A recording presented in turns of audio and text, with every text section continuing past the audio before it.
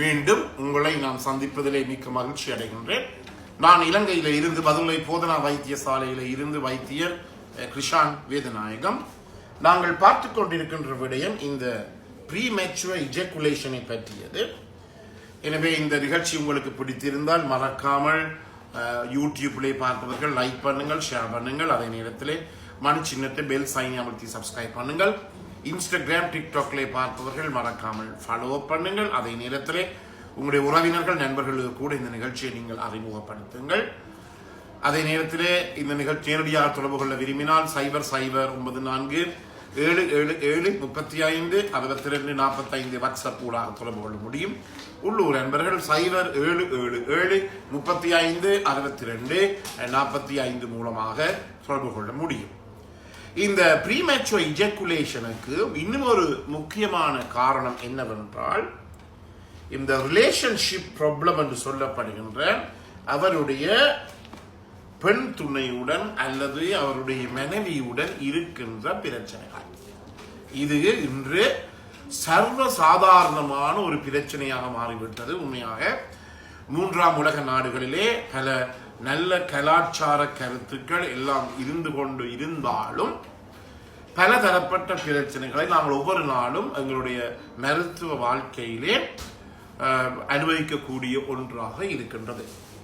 முக்கியமாக இதிலே இந்த ரிலேஷன்ஷிப் ப்ராப்ளம் என்று நான் என்னுடைய நான் இந்த மருத்துவ உலகத்துக்கு வந்து ஹெல்த் வேர்ல்டுக்கு வந்து ஏறக்குறைய 38 வருடங்கள் முடிகின்றது. எனவே இந்த 38 வருடங்களாக நான் அவதானித்த ஒரு விடயம், இந்த ரிலேஷன்ஷிப் ப்ராப்ளம், அதாவது ஆணுக்கும் பெண்ணுக்கும் இடையில இருக்கின்ற இந்த ரிலேஷன்ஷிப் ப்ராப்ளத்தை பார்க்கின்ற போது இதற்கு ஒரு முக்கிய காரணம் யாருடைய இருக்கின்றது என்றால், கூடுதலான அளவு பிரச்சனை ஆண்களே தான் இருக்கிறது. அதாவது 100க்கு 65% ஆண்களிலும் 100க்கு 35% பெண்களிலும் அது இருக்கிறது. இது எங்களுடைய நாட்டை பொறுத்த மட்டிலே இது சரி, ஆண்கள் தான் கூட இருக்கிறது, பெண்களிலே பிரச்சனை குறைவாக இருக்கிறது. அதாவது ஆண்கள் தான் கூடுதலாக பிரச்சனை கொடுப்பவர்களாகவும் பெண்கள் குறைவாக கொடுப்பவர்களாக இருக்கிறார்கள். 65க்கு 35% இருக்கிறது. வேலை நாடுகளிலே, மேலத்தைய நாடுகளிலே, வெஸ்டர்ன் வேர்ல்டுகளிலே இது கொஞ்சம் மாறுபட்ட கருத்தாக இருக்கலாம். எனவே ரிலேஷன்ஷிப் ப்ராப்ளம் வாழ்வதற்கு முதல் காரணம் என்ன? இந்த ஆணும் பெண்ணும் அல்லது கணவனும் மனைவியும் கதைக்காமல் இருப்பது, பேசுவதில்லை. அதாவது கம்யூனிகேஷன் கேப் என்று சொல்லுவோம். இப்போ புது புது அர்த்தங்களிலே பாஷைகளில் உங்களுக்கு தெரியும், இந்த இளைஞர்களுக்கும் வீட்டில் இருக்கிற பெற்றோருக்கும் மகள்மாருக்கும் வீட்டில் இருக்கிற பெற்றோருக்கும் ஜெனரேஷன் கேப் என்று சொல்லுவார்கள், அல்லது கம்யூனிகேஷன் கேப் என்று சொல்லுவார்கள். அதாவது தொடர்பாடலிலே இருக்கின்ற ஒரு குறைபாடு. அண்மையிலே கூட நான் இந்தியாவில் இந்த வருகின்ற ஒரு நிகழ்ச்சியை நான் பார்த்தேன். அவர் ஒரு வைத்தியரோ யாரோ ஒன்று எனக்கு தெரியாது. அவர் சொல்லுகிறார், இந்த செக்ஸ் பண்ணுகின்ற போது, அதாவது ஆணும் பெண்ணும் இருவருமே சேர்ந்து இருக்கின்ற போது மூச்சு கூடுதலாக வடிவடும், வாயால சத்தம் பெறும், ஆனால் கதைக்கவே கூடாது. கதைத்தீர்கள் என்றால் உங்களோட சத்து முழுக்க அதிலேயே வீணாகி போய்விடும் என்று சொல்லி அவர் சொன்னார். உண்மையாக ஒரு நகைப்புக்கிடமான ஒரு விடயமாக எனக்கு இருந்தது.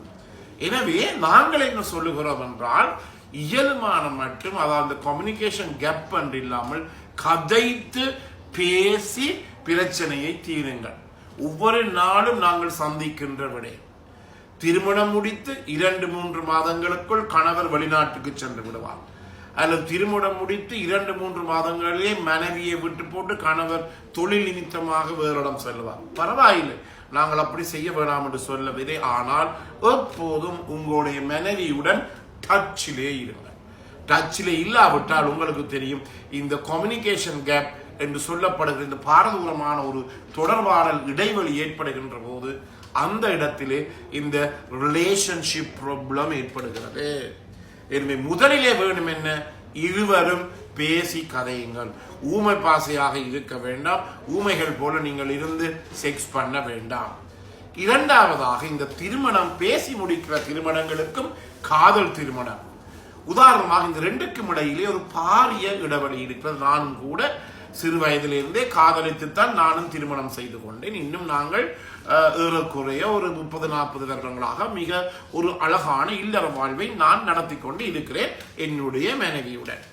இந்த தொடர்பாடலை முடிப்பதற்கு, தொடர்பாடலில் ஏற்படுகிற இந்த கேப் என்று சொல்லப்படுகிற இடைவெளியை நிரப்புவதற்கு முதல் நாளில், அது காதலித்த திருமணமாக இருக்கலாம், பேசிய திருமணமாக இருக்கலாம், இது காதலித்த திருமணங்களிலே இப்படி ஒரு பிரச்சனைகள் ஏற்படுவது மிக மிக குறைவு. எங்கள் இருவருமே காதலிக்கின்ற போது இயலுமான மட்டும் அவர்கள் இருவருமே பேசி கலைத்து போய்விடுவார்கள். ஆனால் இந்த பேசி முடிக்கின்ற திருமணங்களில் இருவருமே நான் பல இடங்களிலே கண்டிருக்கின்றேன், எனது உறவினர்களை கூட கண்டிருக்கின்றேன். காலையிலே அவர் இங்கிலாந்திலே இருந்து வருவார் மாப்பிள்ளை, பின்னேரம் 4 மணிக்கு அன்றைக்கு திருமண வீடு, பிறகு அன்றைக்கு இரவு ஃபர்ஸ்ட் நைட், அன்றைக்கு இரவு இருவருக்குமே முதல் இரவு. இருவருமே கலை முந்தி இருந்த உங்களுக்கு தெரியும் ஸ்கைப்பின் மூலமாக தொடர்பு கொண்டார்கள். இப்போ வாட்ஸ்அப்பின் மூலமாக வீடியோ காலில் கலைத்திருப்பார்கள். ஆனால் இருவருமே அன்றைக்கு ஒரு 24 மணித்தியால உள்ளுக்குள்ளே தான் இருவருமே நேரடியாக சந்தித்துக் கொண்டார்கள். அதுக்கிடையில் இருவருக்கும் இடையிலே அன்றைக்கு இரவு முதல் இரவு.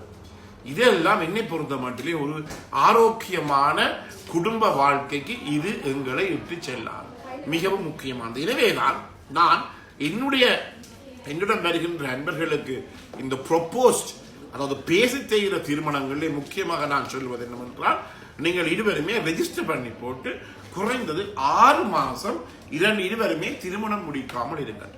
அவ்வாறு 6 மாதங்கள் என்று சொல்வது என்னன்னா, இருவருமே தங்களுக்குள்ளே பேசி தங்களுடைய பிரச்சனைகளை கதைத்து, என்னென்ன இடைவெளிகள், என்னென்ன கேப் இருக்கின்றது என்பதை கதைத்து அவற்றை தீர்க்கக்கூடிய ஒரு வழியாக இருக்கிறது.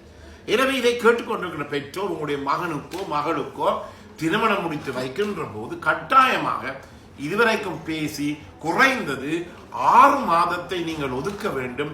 அவர்கள் இருவரும் தங்களுக்குள்ளே கதைத்து புரிந்துணர்வு ஏற்பட்டு ஏதாவது பிரச்சனைகள் அப்படி தீர்த்து, அல்லது இருவருமே சில நேரங்களிலே ஒருவரை ஒருவர் புரிந்து முடியாத ஒரு நிலைமையில் இருவருமே பிரிந்து போகலாம்.